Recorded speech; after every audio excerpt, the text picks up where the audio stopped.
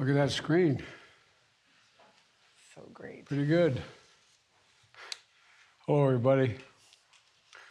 Well, good afternoon, and I want to thank Secretary Granholm and everyone on the screen for being part of this today. And it's been a rough 4 or 5 years for the country, but a lot of folks here are still struggling. But there's some real bright spots. 10 million new jobs have been created just since my presidency began. 3.5% unemployment, the lowest in 50 years.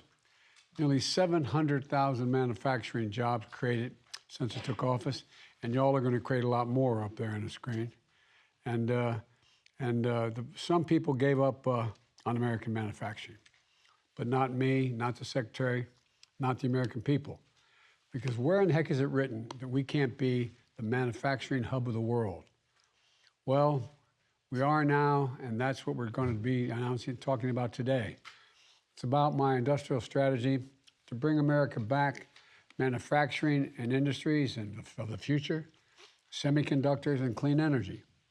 That includes the bipartisan infrastructure law that I signed, and it was a once-in-a-generation investment in our nation's roads, bridges, railroads, ports, airports, water systems, and high-speed internet. Federal infrastructure funding is helping states and cities with these projects all across the country. But the infrastructure law also invests in people and companies that are going to build our future, like electric vehicles and advanced batteries that are going to power those vehicles. This is critically important because the future of vehicles is electric. But the battery is a key part of that electric vehicle. And right now, 75%, as the folks on the screen can tell you, 75% of that battery manufacturing is done in China. And for some battery components, critical materials, China controls nearly half the global production. But China's battery technology is not more innovative than anyone else's. In fact, our national labs, our research universities, our automakers led the development of this technology here in America. But by undercutting U.S. manufacturers with their unfair subsidies and trade practices, China seized a significant portion of the market. Today, we're stepping up to hold, to take it back, not all of it, but bold goals and actions to make sure we're back in the game in a big way. And we're doing it right away, centered around workers and communities and building the economy from the bottom up and the middle out. Last year, I signed an executive order setting the goal of having 50% of all new cars and trucks sold by 2030 to be electric vehicles. Auto companies, unions, and the federal government are all working together to meet this goal. I signed into law the Inflation Reduction Act, the biggest investment in climate ever in all of history. It includes tax credits for up to $7,500 for folks to buy new electric vehicles or fuel cell vehicles made in America. And for the first time, you get a tax credit for buying a used electric vehicle. The CHIPS and Science Act that I signed into law is literally supercharging our efforts to make semiconductors, those small computer chips that power our everyday lives, including our vehicles here in America. And the infrastructure law is investing $7.5 billion to build electric vehicle charging stations all across America. So finding a place to charge up your vehicle is going to be as easy as pulling into a gas station. So earlier today, I talked about our efforts to keep gas prices down at the pump without delaying or deferring our transition to clean energy. Electric vehicles are part of that plan. And since I took office, electric vehicle sales have more than tripled. But with more electric vehicle sales, the demand for batteries and the critical minerals that go into those batteries has grown and is going to continue to grow. In fact, the demand for critical materials is set to skyrocket by 400% to 600% over the next several decades. The demand for minerals like lithium and graphite is expected to increase by as much as 4,000%. Some see a challenge, but we see an opportunity. a real opportunity, to shift to a net zero sum carbon world in one of the most significant economic transitions since the Industrial Revolution. That's not hyperbole, that's a fact. We're also confronting it head on with American ingenuity and American jobs. That's why my infrastructure law invested over $7 billion in battery supply chains that are going to bolster U.S. capacity for processing, manufacturing, and recycling critical minerals like lithium, nickel, and graphite. And that's why today I'm proud to announce $2.8 billion in awards to 20 companies represented on this screen across 12 states funded by the infrastructure law to build electric vehicles in a battery future here in America. Nearly 200 companies applied for these grants. Only 20 were selected, from Georgia to North Carolina to Nevada to the state of Washington. We have awarded this funding, and we've asked companies how they're going to partner with community colleges, minority-serving institutions, labor unions, and local organizations to provide job training for workers and benefits for the whole community. Together, these 20 companies are going to build new commercial-scale battery production and processing facilities all across America. They're going to develop lithium to supply over 2 million vehicles every year. And that $2.8 billion investment is going to unlock billions of dollars in private investment from these companies. That means the projects are going to generate $9 billion total for American manufacturing and the battery supply chain across America. That's going to create thousands of good-paying jobs, many of them union jobs that require college degrees, that don't require, I should say, college degrees. You know, on top of the $9 billion, since I became president, other companies, including GM, Ford, Honda, Siemens, have announced over $100 billion in new investments to produce electric vehicles, batteries, and charging stations here in America, creating thousands more jobs. Today, I'm announcing the launch of the American Battery Materials Initiative. It's going to coordinate the effort across the federal government and work closely with the private sector, labor unions, tribes, community organizations, and our partners and allies abroad. This initiative is going to be led by the White House and housed in the Department of Energy with the support of the Department of Interior to secure America's electric vehicle battery supply chain and clean energy future. And we're going to do it the right way, respecting the rights of tribes, creating good-paying union jobs, and protecting the environment and local communities. Folks, one more thing about how we're going to do this. You may have seen the news reports describing Republicans who voted against the infrastructure bill, attacking Democrats for passing it because it's socialism. Well, now quietly and privately, they're sending me and the administration letters asking for money from the same bill, talking about how important the projects would be for their districts if we just got them the money. I was really surprised to find out there were so many socialists in the Republican caucus. But even if they voted against it, I made a promise when I was running and when I got elected. I'd be the president for all Americans. So we're going to build a better America together, whether they voted for it or not. If the district deserves the project, they're going to get it. Let me close with a question.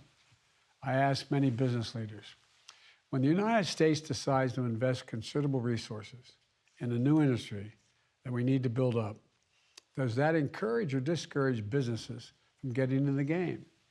And the answer is it encourages them to get in the game in a significant way. Federal investments attract private investments. It creates jobs and industries. It demonstrates we're all in this together. And that's what today's about. I've never been more optimistic about America's future. We just have to remember who in God's name we are. We're the United States of America. There's nothing beyond our capacity if we work together. And with that, let me turn it over to Secretary Granholm.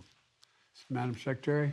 Thank you so much, Mr. President, for inviting me to be part of this today. This moment is You're one a critical of... part of this. We're not just invited. well, I know, but But I just feel like this especially for so many reasons is one of the greatest pleasures of serving in your administration, because I can't help but think back to a call that I received from your office from the White House 13 years ago when I was serving as governor of Michigan. And on that call, we found out that the then Obama-Biden administration was awarding Michigan a dozen grants to help and develop and assemble the guts of Car 2.0, which is the electric vehicle.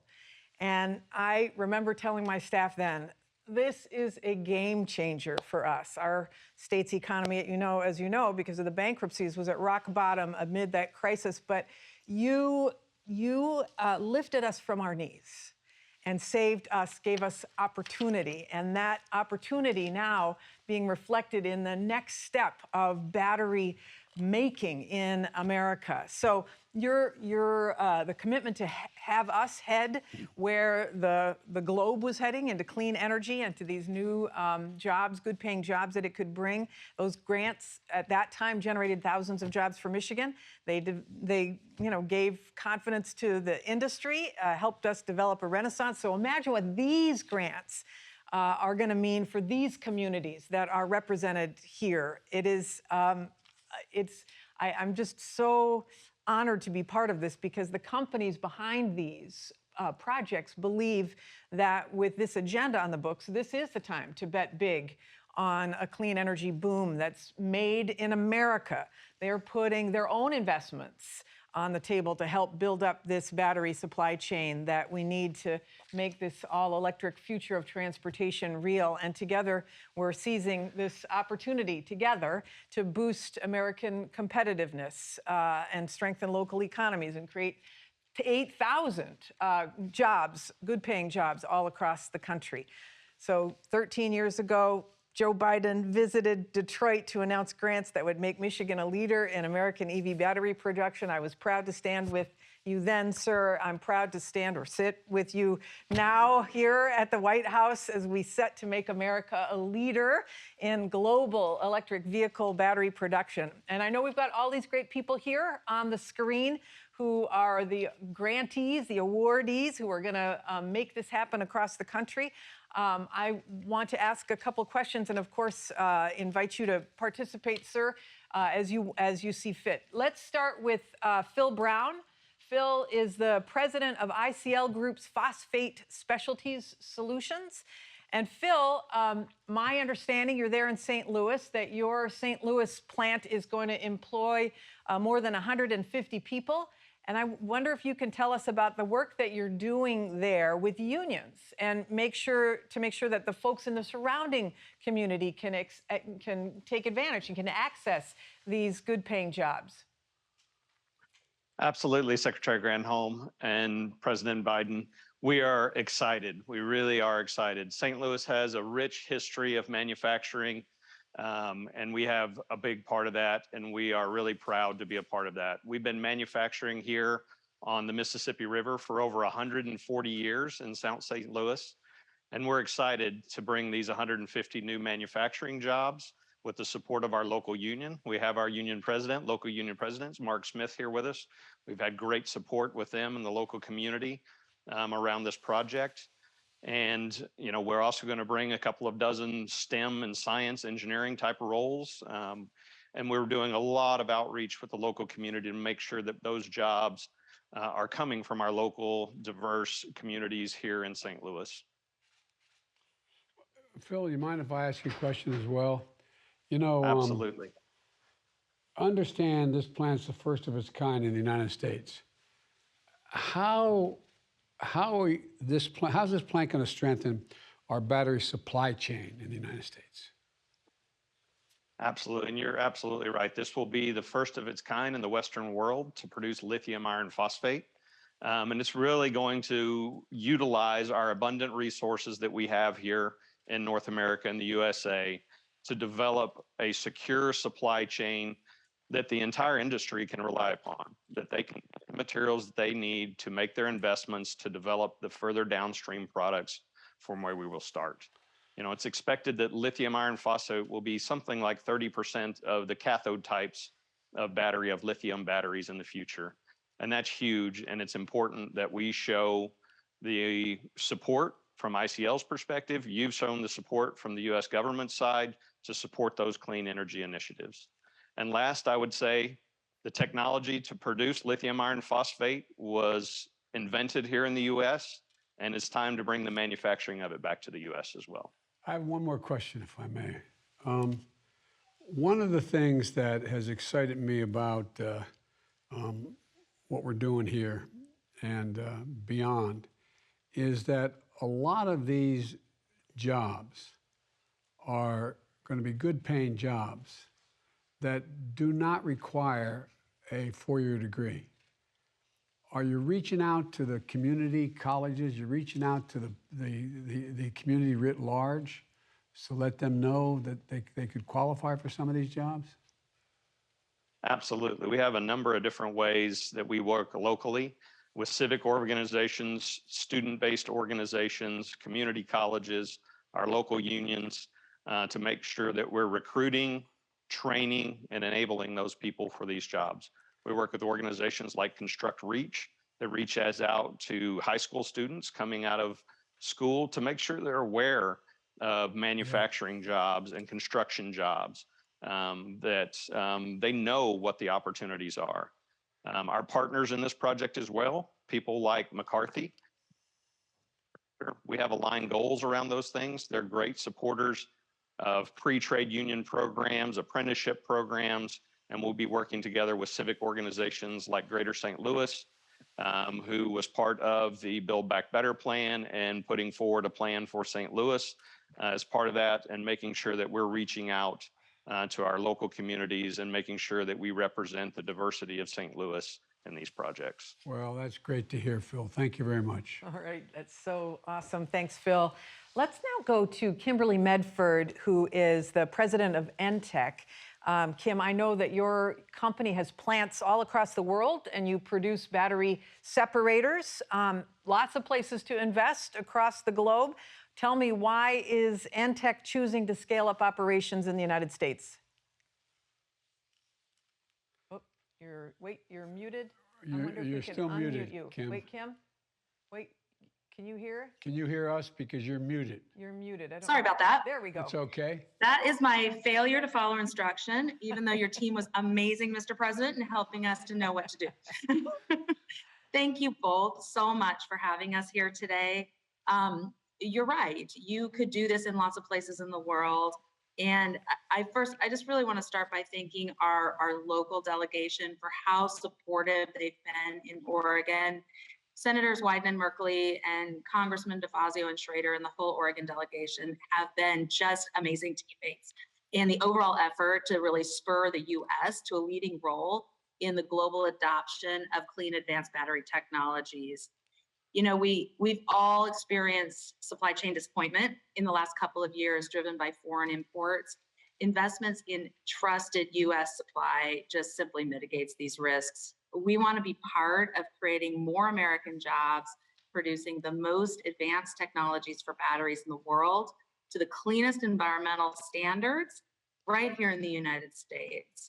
We need to build our supply chain that our customers and the American consumer can really trust.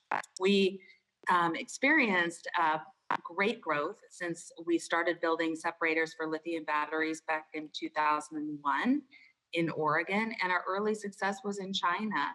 So we primarily exported until about 2013, when there was a massive decline in our sales because China, through state-sponsored competition and high tariffs, made it really, really difficult, if not impossible, to compete.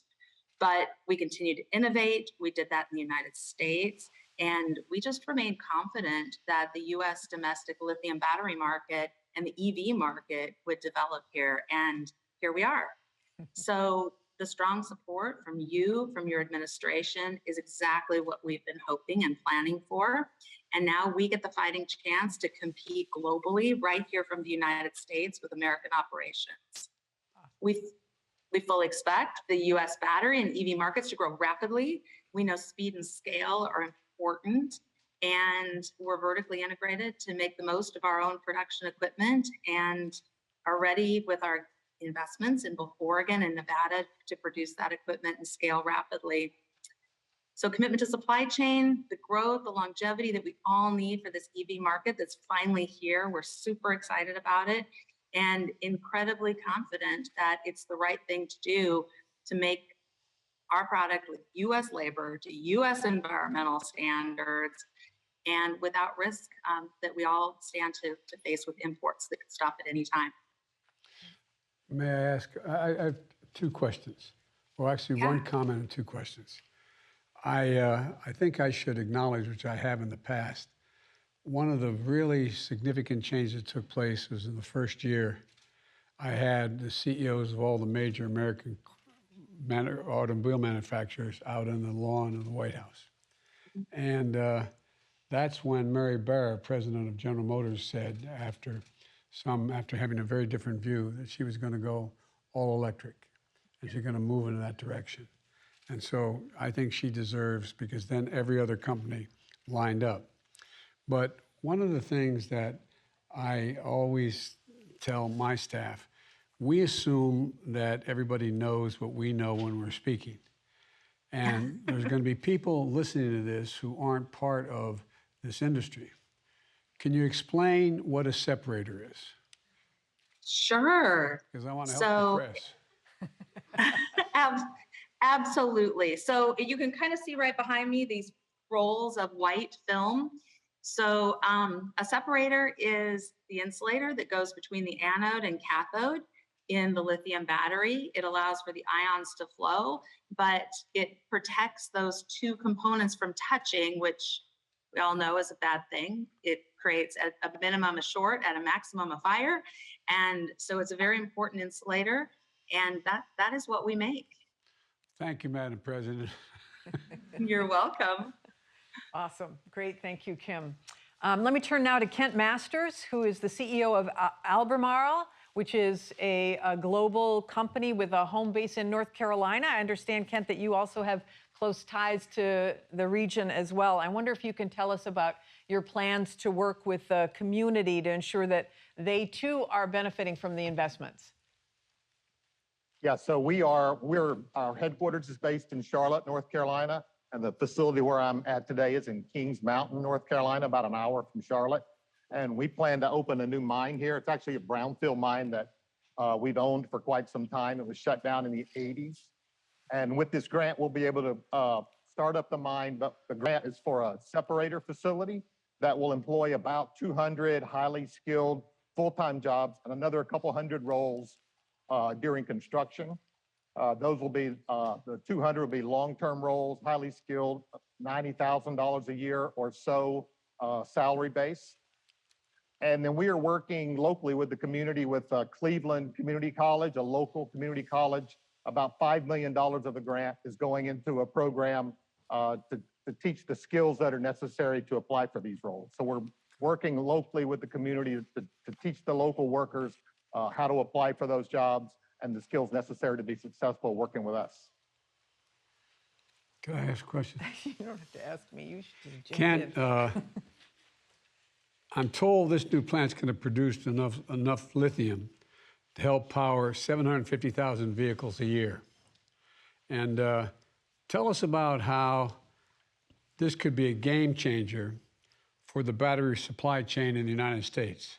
How's it going to affect that? Well, this will be a major facility relative to the lithium that's produced in the U.S. today.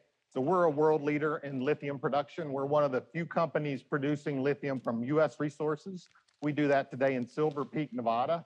We've been operating that facility since 1966, and we're in the process of doubling that. But it's a smaller facility compared to this. This will be a world-scale facility when we get the mine operating in the concentrator.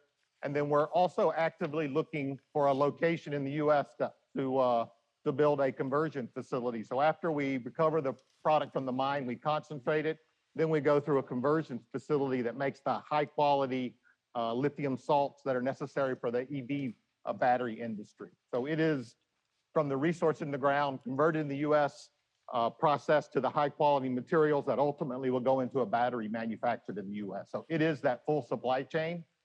It's not the only facility like this we'll need in the U.S. to be self-sufficient, but it's a good start.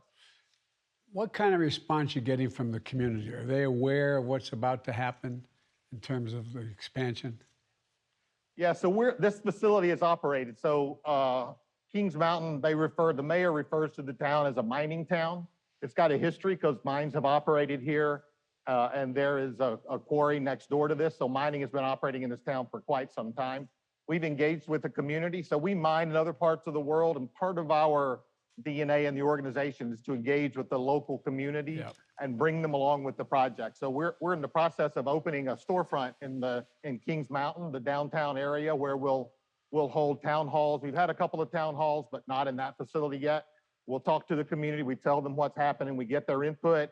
We adjust to that, and we bring them along in the process. So that's a little bit unique, but it comes from the mining industry, and we're bringing what we've learned around the world to the U.S. From a mining standpoint. Well, the reason I asked the question, I knew that, and I wanted to make sure people knew that you were reaching out, that it matters. Inform the community what you're doing and what's there and why it's going to be safe and so on. So thank you for doing that. All right, thank you. Thanks for the question. All right, thanks, Kent. And then last, I think we have time for one more, last but not least, we have CEO of American Battery Technology Company. That's Ryan Meltzert over there on the screen. Ryan, thanks for being here. Thanks for being patient. I know your company's working on a new technology to produce battery-grade lithium hydroxide. To the president's point earlier, most people probably don't know what that means, but maybe you can describe for us what that means and what the technology could unlock for electric vehicle battery production in the U.S. Yes, of course. Thank you for having us. The way that lithium is made today globally really comes from one of two different pathways. So lithium is held in hard rock ores, which are mostly located in West Australia. And they're also located in brines and aqueous solutions, mostly in South America. And those are very proven and conventional legacy type processes of how lithium is made and manufactured today. Like was just mentioned, unfortunately, the US is almost a non-player in the lithium game. Less than 1% of all lithium products made globally are made within the US. And part of that is because we don't have large amounts of those conventional types of resources. So instead of trying to follow the footprint of what other companies are doing, we looked at different types of lithium deposits. So within Central Nevada, there is a type of deposit that contains very large amounts of lithium that's called a sedimentary claystone deposit. But to date, nobody has ever been able to extract lithium from it in an economically competitive fashion. So over the past few years, we've been working to develop a ground up new type of process that can make this type of battery grade lithium hydroxide from this new type of abundant domestic US resource. About 2 years ago, we won a different Department of Energy grant at the R&D level to really prove out this technology. And now through this next set of funds, we're building our first commercial scale lithium refinery in Central Nevada that will really expand the types of resource base the US has access to and will help get the US back in the game of providing domestic battery materials. Let me ask you a question. Tell us about why you're confident in the outlook for the U.S. battery market. Why are you confident? Because we're investing a lot in you, but you're also investing in a hell of a lot. We definitely are, and we appreciate your investment and your confidence in us. I would say that over the past 5 to 10 years, there have been large amounts of multi-billion-dollar electric vehicle factories made in the US, large amounts of multi-billion-dollar electric battery facilities formed in the US. But if you go one step upstream of that, almost 100% of the materials that those facilities source come from outside the US. So those vehicle and cell factories, if there are natural supply chain disruptions, if there are political disruptions, all those multi-billion-dollar factories become starved of feed and really cannot produce anything that they're trying to make. So it makes the US and the US industry very vulnerable to be that reliant on outside materials. So the built-in demand is already there in the US. We have great relationships with the cell manufacturers and the vehicle manufacturers who are really hungry to buy these materials from US-based resources. And up until now, it really has been a need for much greater innovation to put the effort in to really go for the first of kind system development and the willingness to take risk to bring a new type of resource to market. And I think that's always been one of America's strengths, to really take that risk and build these first of kind systems. And again, like I said, we're happy that you and the country are taking this risk with us. Well, we're happy you're doing it and happy for your innovation. Thank you. Yeah, so great. Thank you so much, Ryan, and Kimberly Medford from NTech Manufacturing, and Phil Brown from ICL Group, and Ken Masters from Albemarle, and Brian Goldner and Henry Van Ruyen from Talon Nickel. Thank you for joining us as well. Gene Bertachevsky from Sila Nanotechnologies, Ann Duncan from Sierra Resources, Eric Stopka from Anovian Anode, that's probably it. Mike O'Cronley from Ascend Elements, and Aaron Bent from 6K Inc. Thank you all so much for joining us, for the exciting answers, and it's my pleasure to turn it back over to the man with the cash, President Biden. Well, I tell you what, I got to congratulate the award winners, and thank you for the work you're doing.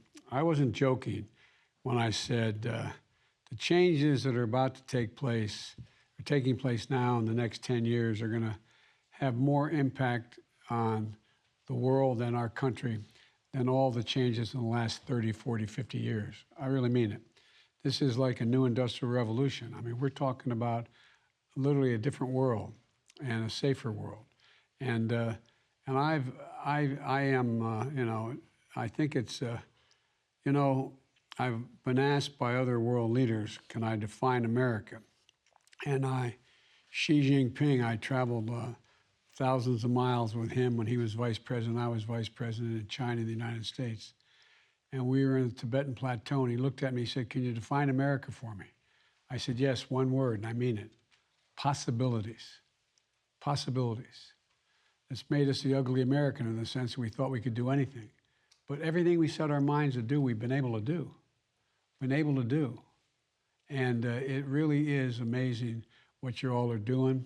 And I think we're going to, your kids and grandkids are going to be looking back at this time as really a platform which everything began to change. So thank you for what you're doing. And by the way, this is not just going to benefit the United States. We may be our own supply chain, but if things continue to move in the right direction, we're going to be supplying the rest of the world as well for a lot of things. So thank you all so very, very much. I can't tell you how enthusiastic I am about the promise you're all providing for us, or what we're going to be able to do. Thank you, thank you, thank you, and thank you, Madam Secretary.